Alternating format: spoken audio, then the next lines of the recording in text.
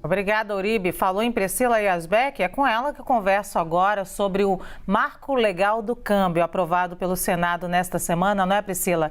Esse marco facilita, entre outras coisas, a abertura de conta em dólar e reduz barreiras que atrapalham a importação e exportação. Na prática, o que muda, hein, Priscila? Oi, Lu, bom dia para você, bom dia a todos que nos acompanham. Bom, vamos então aos pontos principais. Esse marco legal do câmbio, ele facilita a abertura de conta em dólar aqui no Brasil. Então, antes era o Conselho Monetário Nacional que dava autorização para isso, agora essa autorização vai ficar com o Banco Central, por isso deve facilitar a abertura dessas contas. Também permite levar até 10 mil dólares para viagens internacionais, sendo que hoje o limite é de 10 mil reais e libera a troca de até 500 dólares entre pessoas físicas ou jurídicas. Esse ponto específico pode, inclusive, abrir espaço para plataformas peer-to-peer de câmbio, ou seja, para pessoas físicas trocarem dólares entre elas e outras moedas. Do ponto de vista das empresas, o marco legal permite fazer contratos em dólar aqui no Brasil. As empresas também vão poder compensar transações do que entra e do que sai, e com isso elas vão conseguir reduzir tributação, e o marco também permite a bancos investir no exterior. Eu falei com o Pedro Heroles, que é sócio da área de serviços financeiros do escritório Matos Filho,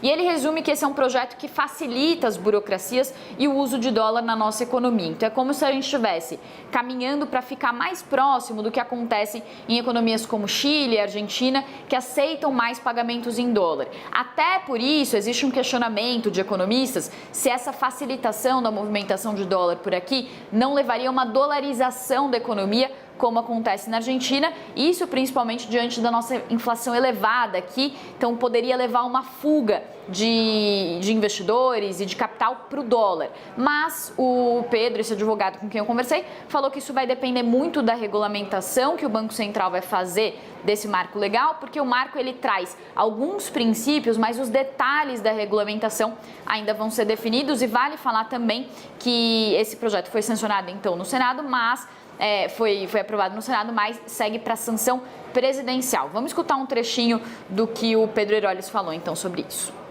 A ideia é que a gente tenha um marco legal que seja flexível com as mudanças que vão surgir com o tempo na regulamentação cambial no país. Alguns aspectos do projeto de lei levaram a se pensar que poderia haver uma dolarização da economia no país, e de fato esse não é